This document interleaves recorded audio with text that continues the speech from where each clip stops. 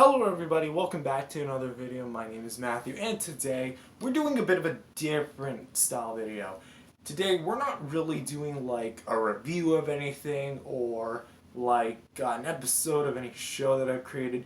We're actually going to be doing a fight debate, which I don't normally do these. I used to kind of do them, but I stopped doing them a long time ago. But we're going to be kind of judging. One that really interests me. Sorry if you hear noise in the background. It's just my off-screen cat. You probably heard her little meow. But this fight is one that really intrigued me. I really gave it some thought at first, but I kind of realized who would win. But I kind of wanted to also debate it and really show you guys who would win. So I have a winner already picked out. It is the Death Egg robot from Sonic the Hedgehog 2, the movie, which just came out in cinemas on April 8th, at least for a lot of different countries, and MechaGodzilla from Godzilla vs. Kong, which came out last year on March 31st, 2021. These two, I feel like, would be a really good match, at least in concept, because they're both giant mechs used for evil purposes. At least from what I think. MechaGodzilla is just purely evil for me. But, do take note that I know way more about the Godzilla franchise than I do the Sonic franchise.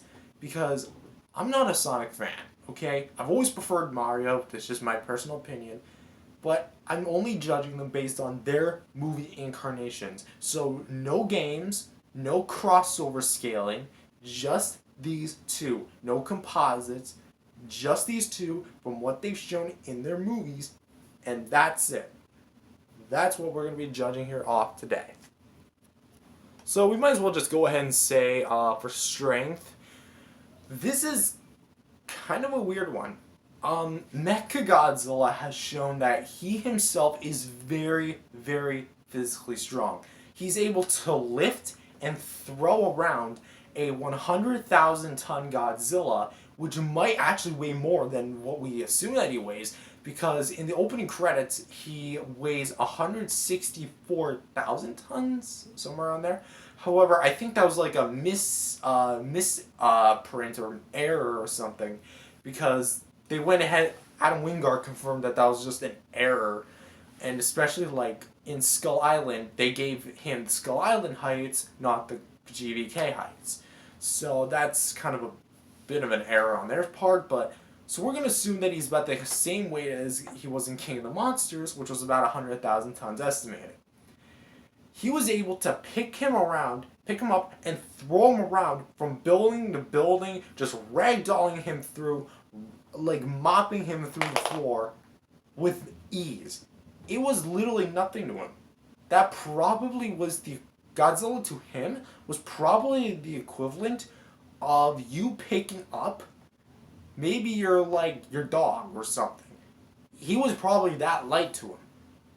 And so using a MechaGodzilla as like a good ruler of how strong he is, that's a pretty good amount. 100,000 tons? And the fact that he picked up Godzilla like he was nothing? And he just started rolling him around through Hong Kong. Very impressive durability. Not durability. Strength feats. The Death Egg robot hasn't really shown anything that he can really scale to. He can definitely scale to Knuckles, which Knuckles just is the strongest of the three. Like in terms of him, Sonic, and Tails, he's able to he's able to punch Sonic out of the house, like literally. He's able to gut punch Robotnik, which he somehow survived, and he was able to punch the knuckle of the Death Egg robot, which Robotnik even says that he felt it, and that's quite impressive to really scale to someone like Knuckles. But that's really all he really shows in terms of strength feats. Like in terms of lifting strength or striking strength. I'm pretty sure that he has shown that he can definitely pack a good punch, but when he tries to punch Supersonic, I know that's a bit unfair to compare Supersonic to the Death Egg robot, as he literally just gets obliterated in the movie. But it he literally punches him, and he just stops the punch and destroys the arms.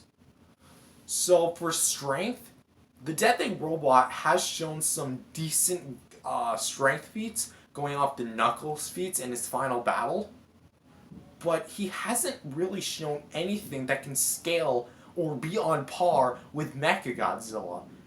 100,000 tons and throwing Godzilla around like a rag doll through buildings surely is much more impressive than anything the Death Egg robot has done.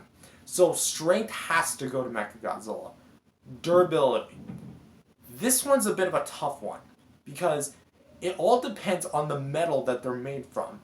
I don't really recall if they ever specified which metal MechaGodzilla is made from, but we can go ahead and assume that it's made from probably some of the most top dog of metals, some of the strongest metals out there, because if you're going to have a 400-foot tall mech up against someone like Godzilla, Kong, and Mothra, Rodan, and literally and just kill everybody, of course you gotta have a good metal and durability and whatnot.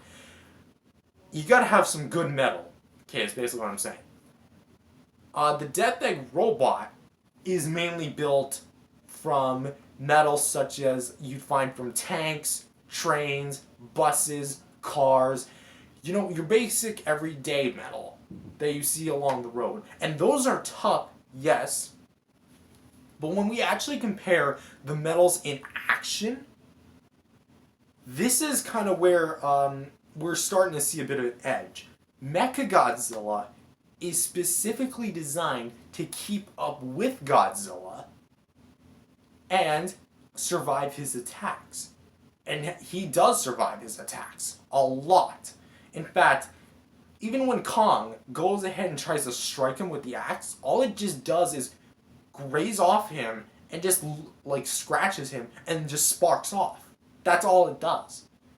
The Death Egg robot, on the other hand, does have some good durability feats as, again, getting punched by, or at least getting hit by Knuckles. I probably should have said the strength was probably even with Knuckles' strength, if not much more, because Knuckles goes ahead and says it did nothing. So it might just be on par with Knuckles, but that's for strength. For durability, again, he survived Knuckles' attacks, but I don't really see him, really surviving anything else. I personally believe if we really put these two one-on-one with durability, MechaGodzilla's got this in the bag. We never seen anything in Sonic 2 that really shows the Death Egg robot's durability. Maybe I might be wrong because I just only saw the movie a few weeks ago. Or a week or two ago. Jeez, I don't know. But that being said, MechaGodzilla's gotta have durability because he scales to Godzilla and has identical durability to his because Godzilla literally survives nukes. And this is going off scaling. The Death Egg robot doesn't really have much things to scale to, aside from Knuckles, Tails, and Sonic. And even then, these guys are just knocked out by basic explosives. Remember in Sonic 1? Sonic was literally knocked out by an explosion from a rock. And a bomb that was attacked, like a sticky bomb? Yeah, he put it on the rock, and then it blew up right behind him, sending him flying and knocked him out. Tails was also knocked out by 2 missiles that exploded right into the sides of him. So, those are your only people to scale off of. Those aren't really good scaling feats, at least compared to your opponent here. So, Sonic